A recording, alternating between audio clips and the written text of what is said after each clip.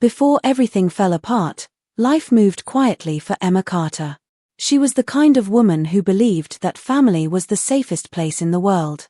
She lived close to her father, Richard Carter, a calm and respected man who had built his success slowly and carefully. To Emma, her father was not known for his wealth but for his steady voice, his patience, and the way he listened more than he spoke. Emma often visited him after work. They would sit in the living room, drinking tea, talking about small things. Richard liked routine. He woke up early, read the newspaper, and took long walks in the evening. People in town admired him, but very few knew how much he was actually worth. Richard never showed it. He dressed simply and lived a quiet life. The family seemed complete. Emma's older brother, Daniel, was married to Linda. At first, Linda appeared polite and charming. She smiled easily and spoke softly in front of others. But Emma felt something uneasy around her, something she could never fully explain. Linda always asked questions that felt unnecessary. Questions about business, about property, about legal papers. She laughed while asking them, but her eyes stayed serious. Emma noticed that Linda paid close attention to anything related to money. When Richard talked about his work, Linda leaned forward. When he mentioned investments, she listened closely. Emma tried to ignore it, telling herself she was imagining things. After all, Linda was family now. Daniel, however, seemed tired most of the time. He worked long hours and avoided conflict. He trusted Linda completely, or maybe he was just too exhausted to question her. Emma worried about him, but every time she tried to talk, he brushed it off. Richard remained unaware, or perhaps he chose to stay silent. He treated Linda with kindness, but there were moments when his face grew distant after she spoke. Once, after a family dinner, Richard told Emma quietly that money changes people. He said it like a warning, not advice. Emma did not understand then, but the words stayed with her. The house where Richard lived felt warm, but something invisible had begun to shift. Emma sensed it during dinners that felt tense for no clear reason. Linda's laughter sounded louder, sharper. Her compliments felt forced. She often compared herself to others, always wanting more, always unsatisfied. Emma tried to focus on her own life. She had dreams of stability and peace. She believed family problems could be solved with honesty and love. She did not know how wrong she was. Richard's health had been declining slowly. Nothing alarming, just small signs. He got tired easily. His hands sometimes shook.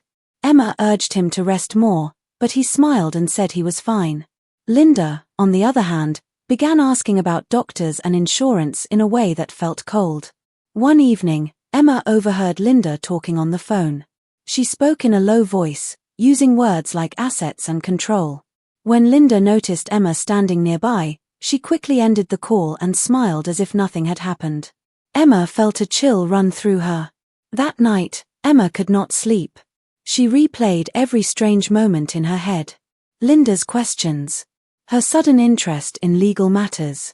Her growing impatience. Emma felt guilty for doubting her sister-in-law, yet her heart felt heavy with fear. Richard called Emma the next morning. He asked her to come over. When she arrived, he seemed thoughtful, almost sad. He told her that families are tested not by love but by loss. He said people show their true faces when something valuable is at stake. Emma felt tears in her eyes but did not know why. Life continued, but the air felt thick, like a storm waiting to break. Linda began visiting Richard more often, sometimes without telling anyone. Daniel stayed silent, caught between loyalty and exhaustion. Emma watched from the side, helpless and confused. She did not know that these quiet days were the last moments of peace they would ever have. She did not know that behind polite smiles and calm dinners, greed was already awake, waiting. The call came early in the morning, before the sun had fully risen. Emma's phone rang again and again until she finally answered, her heart already beating too fast. The voice on the other end was shaking. It was Daniel. He could barely speak, but the words that reached her were enough to make the world stop. Their father, Richard, was gone. Emma dropped the phone and sat on the edge of her bed, staring at the wall as if it no longer belonged to her. Just the day before, he had sounded tired but calm. He had told her to take care of herself. Now those words echoed in her head like a goodbye she had failed to understand. When Emma reached the hospital, Daniel was already there, standing still like a statue. His eyes were red, his face pale. Linda stood beside him, holding his arm. She was crying, but something about it felt controlled. Her tears came and went too easily. Emma rushed to her father's room. The bed was empty. The machines were silent. The room smelled of disinfectant and finality. She touched the cold railing of the bed and felt her chest tighten. This was real. There would be no more calls, no more tea in the evenings, no more quiet advice. The funeral was arranged quickly. Family members, friends, and old business partners came to pay their respects. Everyone spoke about Richard's kindness, his wisdom, his humility. Emma stood near the coffin, numb, listening to words that now felt distant.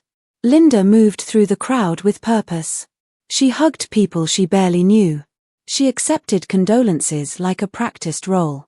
Emma noticed how often Linda spoke about responsibility, about how hard this must be for Daniel now. It sounded caring, but there was something sharp beneath it. Daniel barely spoke. He looked lost, like a man pulled into deep water without warning.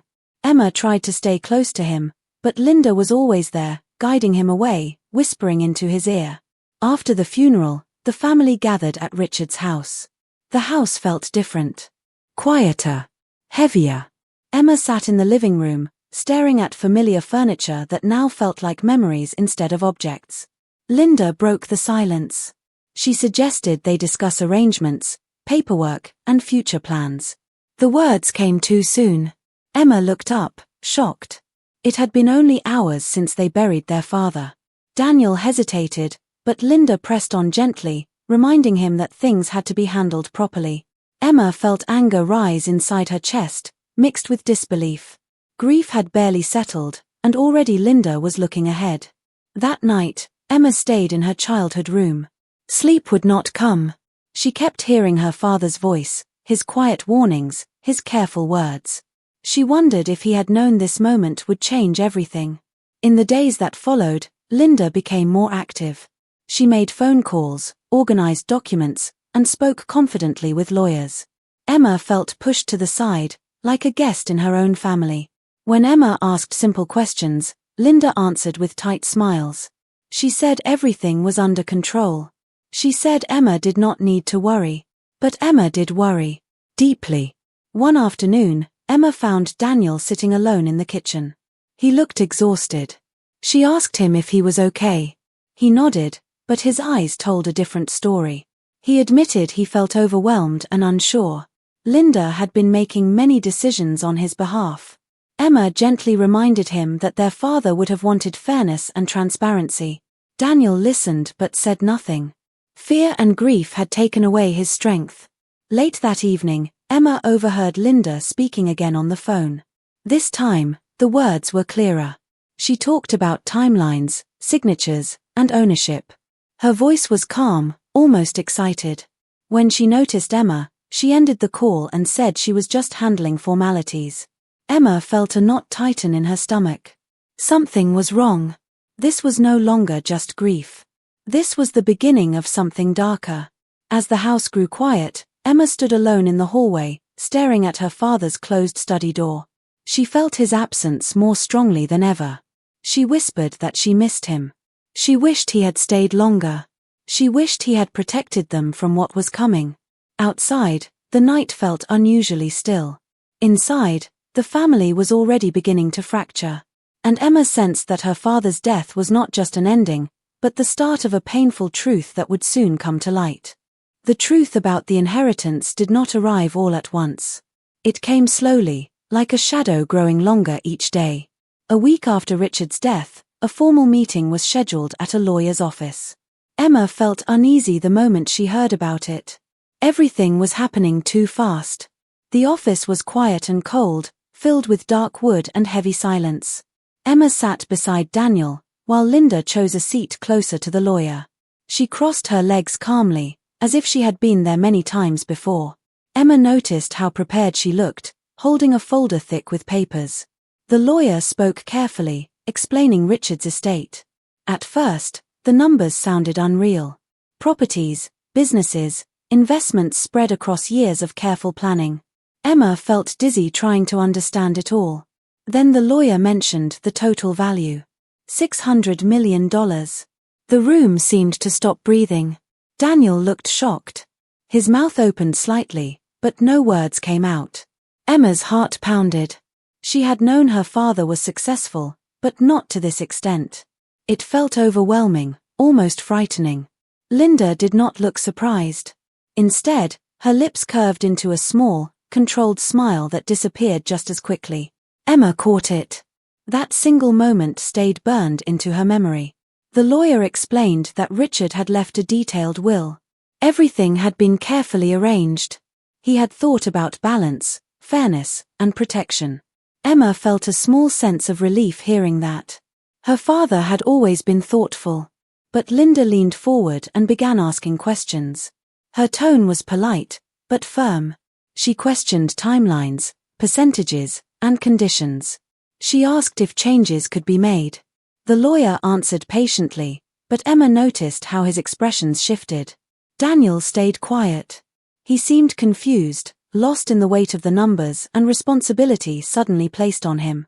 Linda gently placed a hand on his arm, speaking for him when he hesitated. After the meeting, Linda suggested they all talk privately. She said it was important to stay united as a family. Her voice sounded caring, but her eyes were sharp. At home, Linda became more assertive. She talked about what was practical and fair. She suggested that since Daniel was married, certain decisions should go through her. Emma felt invisible during these conversations, like her presence was an inconvenience. Emma began reviewing documents on her own. She wanted to understand her father's wishes clearly. Late at night, she sat at the dining table, reading legal words that felt cold and distant. Still, she searched for comfort in knowing her father had planned everything. One evening, Emma discovered something troubling. A document was missing. A page referenced in the index was not in the folder. When she asked Linda about it, Linda laughed lightly and said it was probably misplaced. But Emma did not believe her. Linda's behavior changed further. She grew impatient, snapping at small things. She complained about delays and blamed lawyers for being slow. She reminded Daniel constantly of their future, of comfort and security. Emma tried to speak to Daniel alone. She told him she felt uncomfortable and confused. Daniel sighed and said Linda was just stressed. He said money created pressure. He asked Emma to trust him. But trust was already breaking. Emma noticed Linda making phone calls late at night, speaking in low voices. Words like leverage and control floated through the walls. Emma felt fear settle deep inside her chest. At family gatherings, Linda began presenting herself as the decision-maker. She spoke confidently about plans Richard had never mentioned. When Emma questioned her, Linda accused her of being emotional and dramatic. That word hurt. Emma felt torn between grief and suspicion. She missed her father deeply. She wanted his guidance, his calm presence. Instead, she was left navigating a world where love and money collided in painful ways. One afternoon, Emma visited her father's study. The room still smelled like his cologne. She sat at his desk, touching the smooth surface where he had written so many letters. Inside a drawer, she found a personal note addressed to her.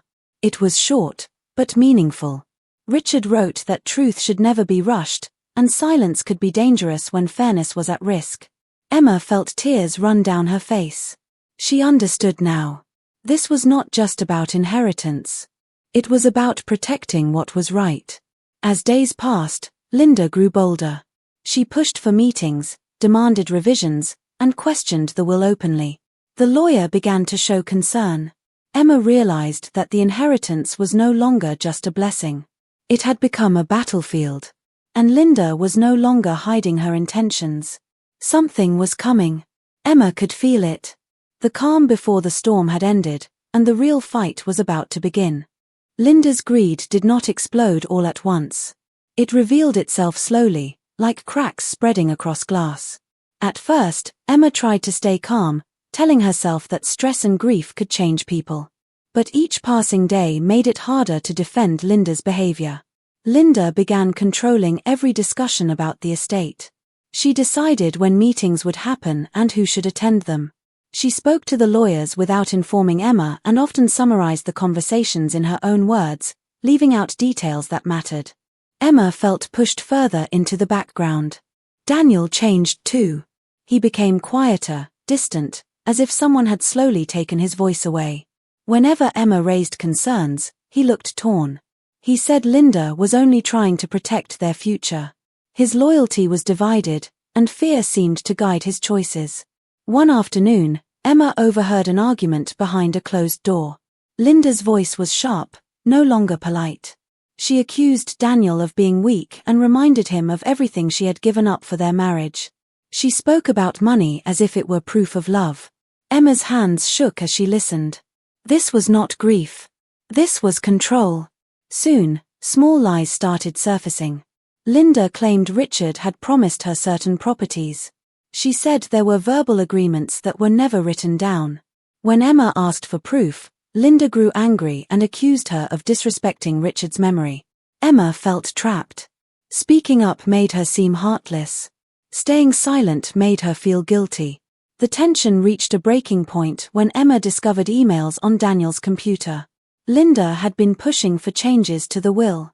She suggested creating pressure, even hinted at legal threats. Emma felt sick reading the words. The warmth Linda once pretended to have was gone. Emma confronted Daniel privately. She showed him the emails. At first, he refused to read them. Then he broke down. He admitted he felt trapped. He loved his wife, but he no longer recognized her. He said he was afraid of losing his marriage if he stood up to her. Emma reminded him of their father. She reminded him of honesty, fairness, and family. Daniel listened, but fear still held him. Linda noticed the distance growing between them. Her behavior became more aggressive. She criticized Emma openly, accusing her of jealousy. She spread subtle stories among relatives, painting Emma as unstable and greedy. The lies hurt more than Emma expected. People began looking at her differently. Whispers followed her at family gatherings. Emma felt isolated, like she was fighting alone. One evening, Linda crossed a line that could not be ignored. She attempted to access accounts that were not yet legally transferred. The bank flagged the activity and contacted the lawyer. This time, there was evidence. The lawyer requested an emergency meeting. Linda arrived confident, but her calm faded as documents were laid out. Her actions were clear. Her intentions were exposed. Emma watched silently as Linda's mask slipped. Anger replaced charm. She blamed everyone else. She accused Emma of plotting against her. She said she deserved more. Daniel sat frozen, the truth finally unavoidable. Emma felt a strange mix of pain and relief. The truth was ugly, but it was finally visible. She knew the road ahead would be painful. Families do not heal easily after trust is broken. But one thing was certain. Linda's greed was no longer hidden. And once greed is exposed, it can never pretend to be love again. The confrontation did not happen in a loud or dramatic way. It happened in a quiet room, filled with tension so thick it felt hard to breathe. Everyone gathered at the lawyer's office again, but this time the mood was different. There were no polite smiles, no soft voices. Emma sat beside Daniel, her hands folded tightly in her lap. Linda sat across from them, her posture stiff, her face cold. She looked confident, but her eyes kept moving, searching for control. The lawyer began by explaining the situation clearly. He spoke about the attempted access to restricted accounts and the email records. Each word landed heavily in the room. Linda tried to interrupt, but the lawyer raised his hand and continued. When he finished, silence filled the space. Linda laughed suddenly. It was sharp and uncomfortable. She said everything had been misunderstood. She claimed she was only being proactive, only trying to help. She looked at Daniel, expecting him to defend her. But Daniel did not speak. Emma felt her heart racing. She finally found the strength to speak. Her voice was calm, but firm. She said this was not about misunderstanding. It was about trust. It was about respecting their father's wishes. Linda turned toward her, eyes burning. She accused Emma of jealousy, of wanting control, of tearing the family apart. Her words were cruel and desperate. Emma listened quietly. She had spent too long being silent. Now, she spoke again. She reminded Linda that love does not demand more than what is fair. She said grief should not be used as an excuse for manipulation. Daniel finally stood up. His voice shook, but he spoke. He said he felt pressured, confused, and afraid. He admitted he had ignored the signs because he did not want to face the truth. Linda stared at him in disbelief. Her anger turned into panic. She raised her voice, accusing everyone of betrayal. She said she deserved the money. She said she had planned her life around it. The lawyer explained the consequences calmly. Any further attempts to interfere would result in legal action. The will would be followed exactly as written. Linda's face went pale. The meeting ended without resolution between them, but the truth had been set free. Linda left the office alone. Daniel stayed behind, his head in his hands. In the days that followed, the family began to divide. Some relatives apologized to Emma. Others stayed silent, ashamed. The damage was deep and painful. Daniel moved out temporarily. He needed space to think. Emma supported him, even though she felt betrayed too. Healing, she realized, does not happen in clean lines.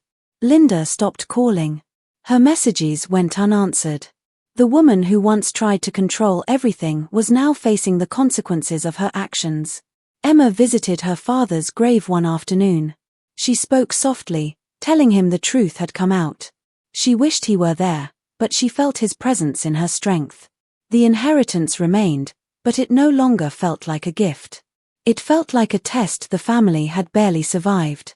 Emma understood now that silence can protect lies, but truth, even when painful, is the only way forward. Time moved forward, even though Emma often felt stuck in the past. The chaos slowly settled, leaving behind quiet days filled with reflection. The legal process continued, steady and controlled now, just as Richard had planned. Nothing more was changed. His wishes were respected. Daniel began to heal, little by little. He apologized to Emma one evening, his voice heavy with regret. He admitted that fear had blinded him. Emma forgave him, not because the pain was gone, but because holding anger felt heavier than letting it go. Linda faded from their lives. There were no dramatic exits, no final words. Just silence. Emma sometimes wondered if Linda ever felt regret, or if she only felt loss for the money she could not control. The inheritance was divided as written. Emma used her share carefully. She invested in simple things, meaningful things. She supported causes her father believed in. She kept her life quiet, just like he had. More than money, Emma gained clarity. She learned that greed wears many faces and often hides behind love. She learned that speaking up is not cruelty. It is courage. The family was smaller now, but more honest. Dinners were quieter. Laughter was softer. Yet there was peace in knowing there were no more secrets. On the anniversary of her father's death, Emma returned to his home one last time. She walked through the rooms, touching the walls, remembering his voice. In his study, she sat where he once sat and felt calm. She realized that inheritance is not only about wealth. It is about values, lessons, and truth. Her father had left her more than money. He had left her strength. As she closed the door behind her, Emma felt ready. Ready to move forward. Ready to live without fear. Ready to protect her voice. The story did not end with greed winning. It ended with truth standing firm. And that, Emma knew, was the real legacy her father had left behind.